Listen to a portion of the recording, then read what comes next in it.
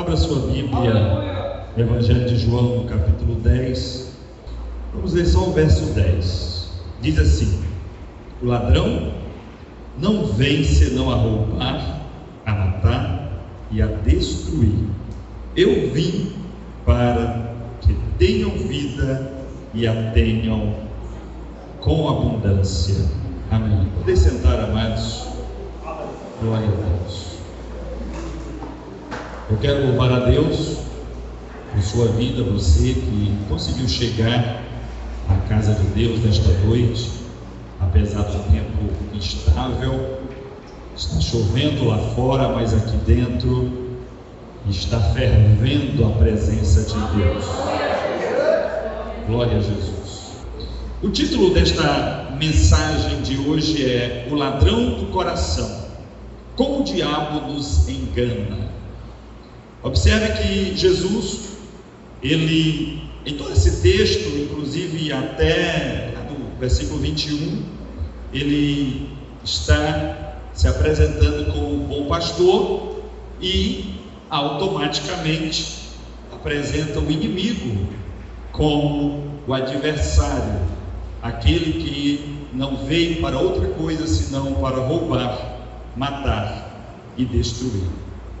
O diabo, nós sabemos que ele é um ladrão astuto que busca roubar o nosso coração e nos afastar de Deus. Ele usa mentiras sutis, enganosas, para nos fazer crer que estamos seguros, quando na verdade muitos estão distante do coração de Deus, estão longe de agradar a Deus, porque dão ouvidos muitas vezes às mentiras de Satanás. O diabo, ele é astuto. A palavra de Deus diz que ele é mentiroso desde o princípio.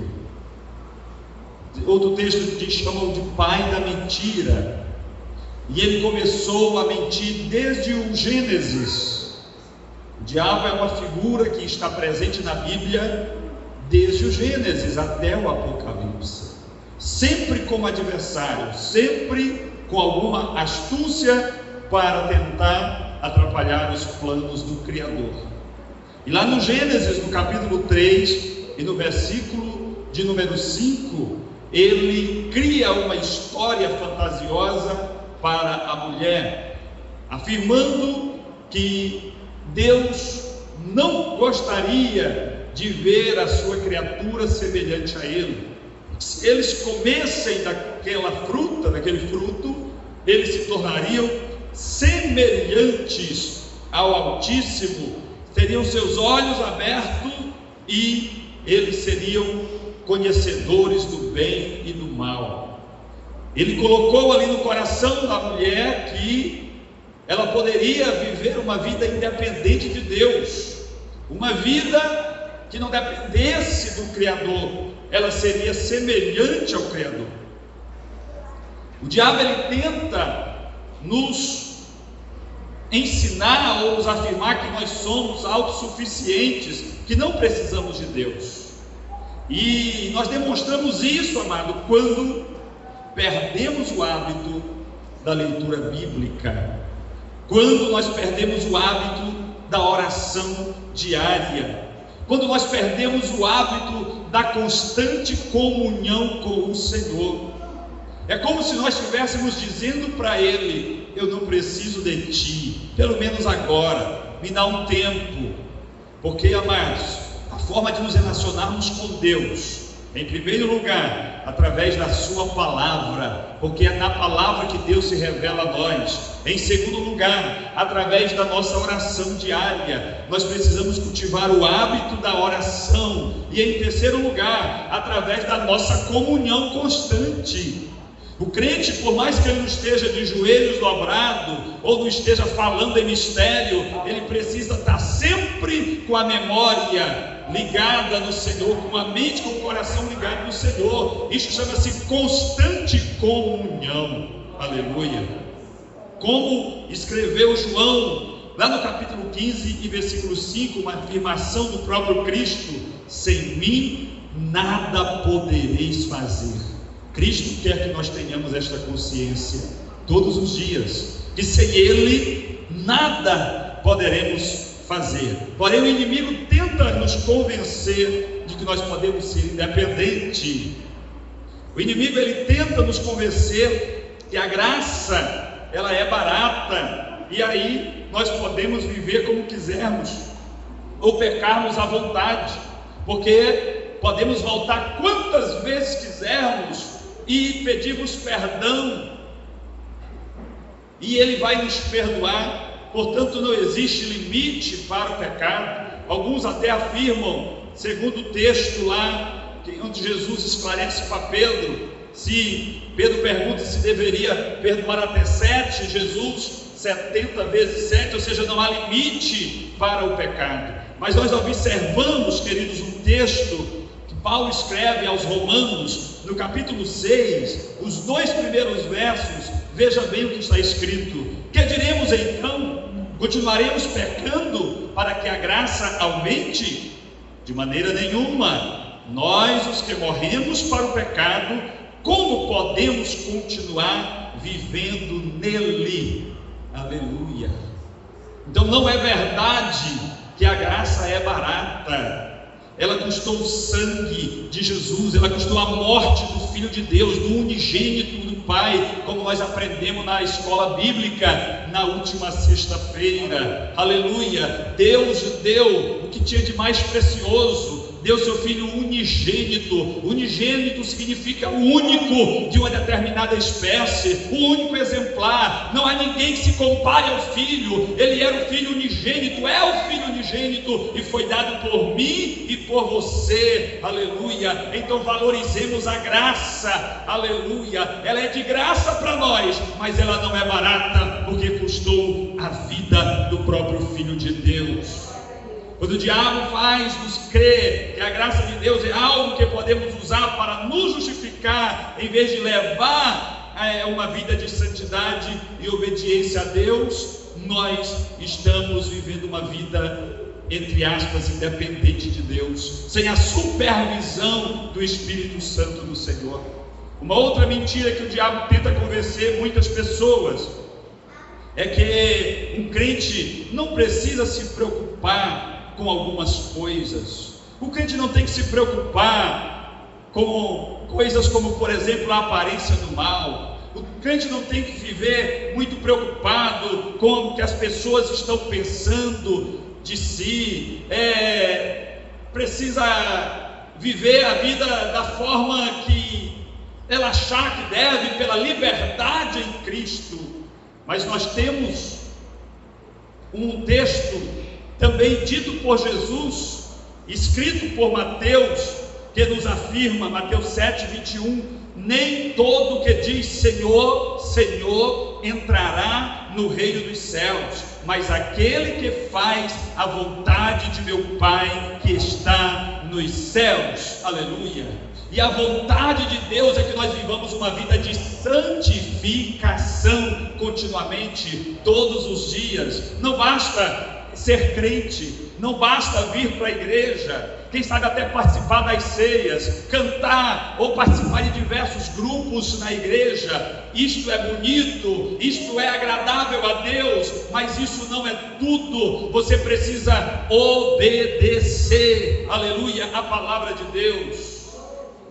Porque o texto diz ainda na sequência: muitos me dirão naquele dia, Senhor, Senhor, não profetizamos nós em teu nome? Olha, até profeta, mas nós expulsamos demônios no teu nome, até expulsava demônios, tinha poder e autoridade de Deus para expulsar demônio, profetizava no nome de Jesus, aleluia. E às vezes até acontecia, porque Deus, ele não tem compromisso com o profeta, mas tem compromisso com a sua palavra. Deus, ele não tem compromisso com o homem, mas com a palavra, ele vela por cumpri-la. Louvado seja o nome do Senhor.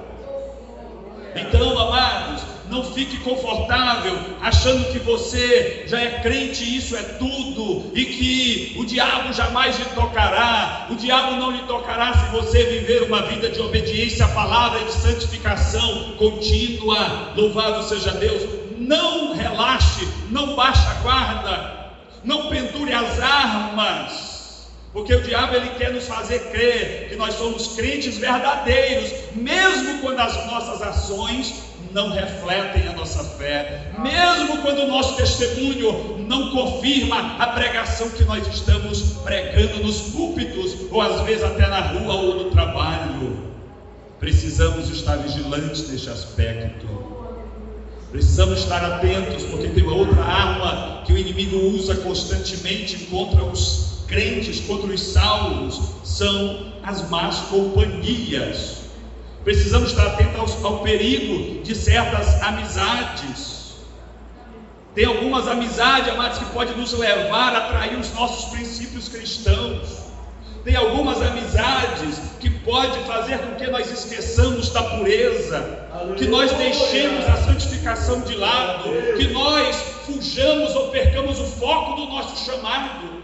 Precisamos estar atentos, porque também é bíblico a questão das amizades ruins, das amizades que podem corromper os nossos costumes.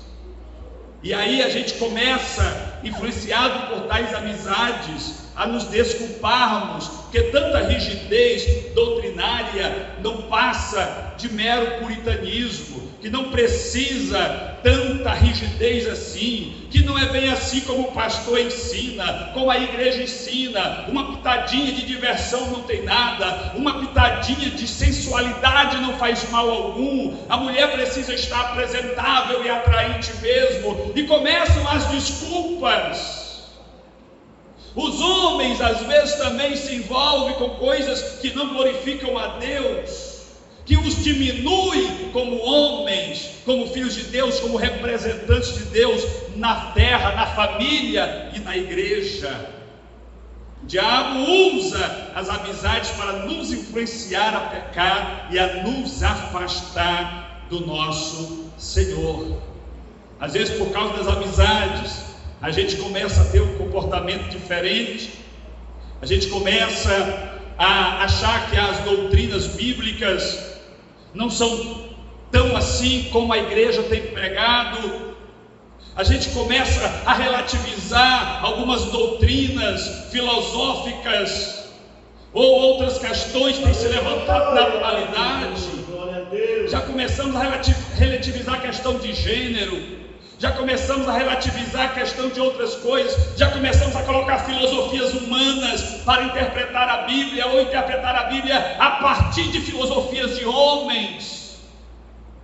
Começamos a esfriar espiritualmente, a confundir as coisas por causa de amizades. E eu quero dizer para você que as amizades, devido ao avanço tecnológico, elas nem sempre estão ao nosso lado fisicamente. As amizades, elas podem ser uma pessoa que a gente segue na internet, que a gente costuma ouvir os seus vídeos, costuma ser doutrinado por esta pessoa, e começa agora a ter uma confusão por falta de conhecimento bíblico, por falta de base doutrinária, por negligenciar os cursos de ensino, por negligenciar a escola bíblica dominical. Aí não temos base, e qualquer vento de doutrina nos leva para qualquer lugar. Cuidado com o que você está assistindo na internet. Às vezes a gente acha o culto da internet do pastor fulano e ciclano mais interessante do que o da nossa igreja. Ah, se o meu pastor pregasse como aquele, ah, se o meu pastor levantasse o terno e as pessoas caíssem. Isso que é poder, isso que é autoridade, irmãos. A autoridade está na palavra de Deus. Precisamos ter cuidado, porque o inimigo nem sempre vai usar uma mulher despida para te atrair. Ele vai usar coisas pequenas. Às vezes a gente costuma achar que um crime hediondo é assassinar uma pessoa, mas negligenciar algumas coisas pode levar o crente para o inferno, do mesmo jeito que matar uma pessoa o levará. Não podemos inverter os valores. Os valores bíblicos cristãos não podem ser negociados. Aquilo que era pecado continua sendo pecado. Aquilo que Deus abominava continua sendo abominável. Aquilo que Deus santificou continua separou, continua sendo separado para Deus. As promessas de Deus são irrevogáveis. Louvado seja o nome do Senhor. Não acredite nas mentiras de Satanás. Tem se levantado muitos mestres, e João chama-os de falsos profetas, que têm trazido doutrinas que confrontam a Bíblia, que vai de encontro àquilo que a Bíblia afirma, que contradizem as palavras de Deus. Não deem crédito, querido. Vamos ouvir a mensagem, meditar nela de dia e de noite. Guarde a palavra de Deus no teu coração e medita nela, para você não pecar contra o Senhor, porque ela é luz para o teu, lâmpada para os teus pés e luz para o teu caminho. Não te aparte dela. Louvado seja Deus. Algumas amizades podem nos levar a comportamentos excessivos. Tem amizades que nos faz rir. Tem pessoas que, quando a gente se aproxima delas, ela já tem uma piada na ponta da língua para nos fazer rir, e a gente ri que desmaia. Salomão, ele nos adverte lá em Eclesiastes 2:2 sobre o excesso do riso. Nem sempre isso agrada a Deus. Ao invés de aprendermos piadas interessantes para levar pessoas ao delírio, aprendamos versículo bíblico, decoremos a palavra de Deus para citarmos para os nossos amigos, para os nossos chefes de trabalho. Quantas pessoas estão sendo influenciadas erroneamente pelos seus patrões ou chefes imediatos no trabalho, às vezes até no serviço público, para ter, quem sabe, a atenção do chefe, do patrão, para receber o mimo da atenção. Não confronta as ideias, por mais que elas sejam imorais. Pessoas contam piadas imorais e você sorri, você se diverte com essa imundícia. Isso não agrada ao Senhor. São mentiras de Satanás que estão contando. Ele está contando para você, usando os seus servos para contar isso para você achar que isso é normal e não tem nada não. E de repente você está uma pessoa fria, desmotivada, já não tem tempo de oração, já não tem tempo de leitura da palavra de Deus. Tem uma outra coisa que eu gostaria de atentar com você.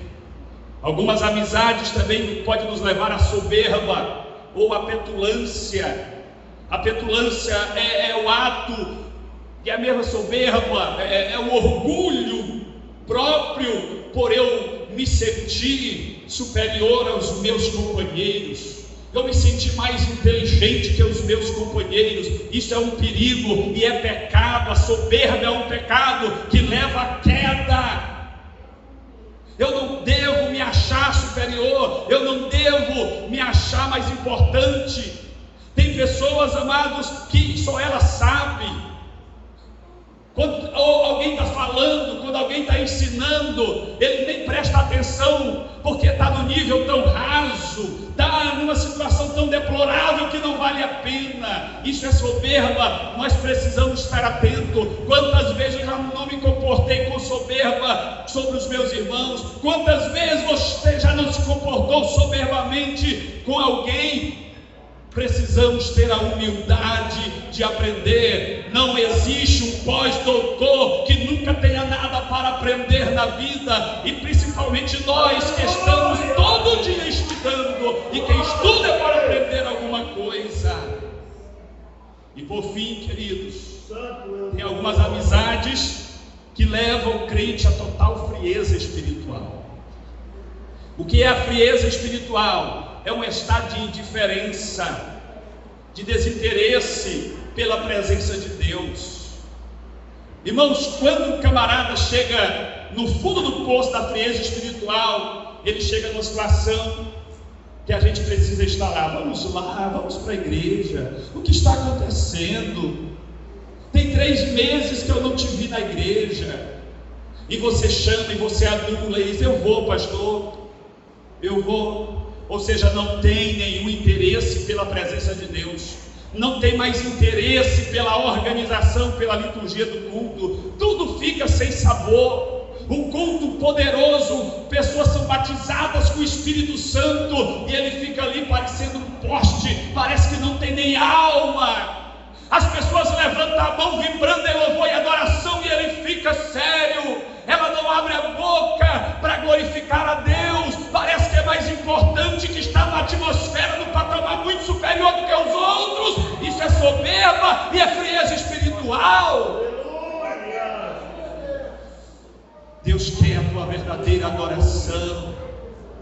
Alguns dizem, mas a verdadeira adoração não é obrigatoriamente ser barulho, ser isso, ser aquilo.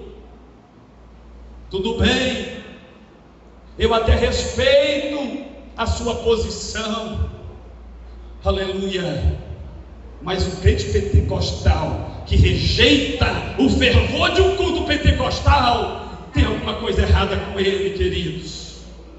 Tem alguma coisa errada. Deus não suporta a frieza espiritual.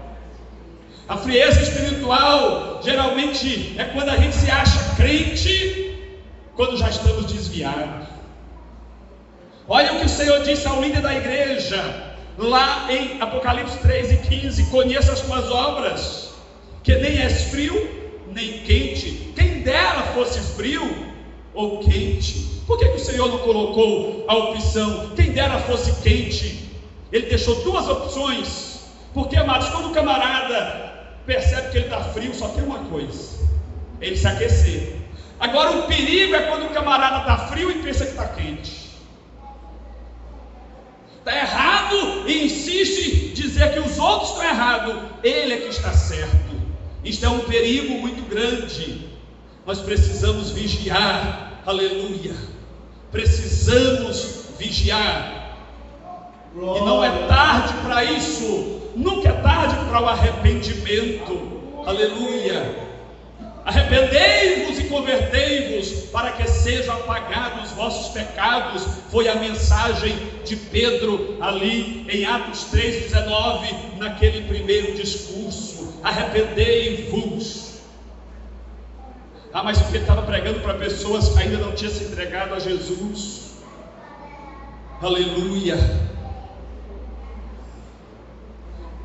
E eu estou falando para pessoas que possivelmente precisam aceitar Jesus de novo, precisa repensar os seus conceitos de adoração, de santificação, de dependência do Espírito Santo, aleluia. Pois quando nós percebemos o quanto estamos longe de Deus, amados, só uma coisa podemos fazer, devemos fazer, é nos voltar para o Senhor e fazer uma nova aliança com Ele, porque Ele nos promete a tirar o nosso coração de pedra e nos dar um coração de carne, que seja sensível à presença dEle. Louvado seja Deus, que seja sensível ao clima de adoração da noiva de Cristo.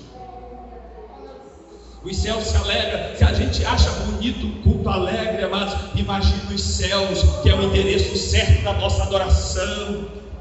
Não se esqueça, o diabo é um ladrão que busca roubar o nosso coração, mas Deus, o nosso Deus, Ele nos oferece uma nova vida em Cristo. Vamos nos arrepender, irmãos, fazer uma nova aliança com o Senhor, fazer uma nova aliança com os nossos lábios, aleluia. O autor bíblico diz: eu fiz uma aliança com os meus lábios, Senhor, para não falar perversidade. Tem muitos de nós precisamos fazendo aliança com os nossos lábios, para não sairmos por aí falando perversidade. Muitas vezes falar perversidade não é só falar imoralidade. Muitas vezes falar perversidade não é só falar mentiras. Faça uma aliança com os teus lábios. Não troque o justo por injusto. Tem pessoas na igreja fazendo isso e acha que tudo está certo. Cuidado com as ideologias paralelas, filosóficas, seja lá o que for. Apega-te com a palavra de Deus, aleluia. Só a palavra. Só a palavra, queridos. É Jesus. Não são filosofias humanas, é Jesus, é o sangue de Cristo, é o sacrifício de Cristo no Calvário, que é poderoso para perdoar os nossos pecados. Tem muita gente olhando para a igreja de fora para dentro. Muitos que estão na igreja e outros que já saíram dela, às vezes nossos filhos, doutrinado por professores ateus, que já olham para a fé cristã de fora para dentro, com porções de objeções. Ore a Deus e ensine os teus filhos, para que quando eles chegarem na faculdade, eles sejam uma luz acesa lá, e não um tição apagado. Ore a Deus para que os teus filhos se tornem influenciadores cristãos na faculdade. Porque, amados, nós estamos chegando a um tempo que é mais viável o crente ficar caladinho na faculdade. É mais cômodo para ele, se ninguém nem descobrir que ele é crente, é o crente 007. Porque na faculdade é um ambiente hostil à fé cristã. Infelizmente está acontecendo no nosso país. Somos um país cristão, amados, e o nosso ambiente de ensino superior está contaminado por essas filosofias humanas. E os nossos filhos estão indo nessa. Precisamos doutrinar melhor os nossos filhos. Não foi à toa que o Senhor repetiu incansavelmente ao povo hebreu: inculque na cabeça do teu filho, andando no caminho, sentado em casa, ao deitar, ao levantar, pendure na testa dele, pendure nos umbrais da porta. Parece um exagero isso, queridos. Deus sabia que nós temos facilidade de nos esquecermos, de trair os princípios. E tem muitos de nós, pais, que estamos traindo os princípios, mesmo sem ir para a faculdade.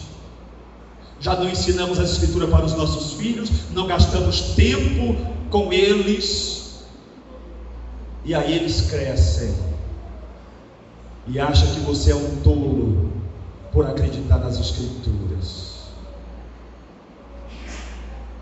Cada caso tem a sua exceção, nós sabemos. Aleluia. Eu não estou falando aqui para torturar ninguém, eu estou falando aqui para abrir os olhos da igreja. Aleluia. É melhor ser perseguido na faculdade do que chegar naquele dia e a porta já está fechada e você bater: Senhor, abre, eu cheguei, parece que eu estou atrasado, mas eu sou teu servo, eu expulsei demônios no teu nome, eu curei no teu nome, Senhor. E ele vai dizer: não vos conheço, porque você ficou escondidinho na faculdade, você ficou escondidinho no trabalho, você ficou escondidinho nos seus ciclos de amizade. Deus quer que você seja uma fiel testemunha por onde você andar. Aonde você for, seja uma fiel testemunha.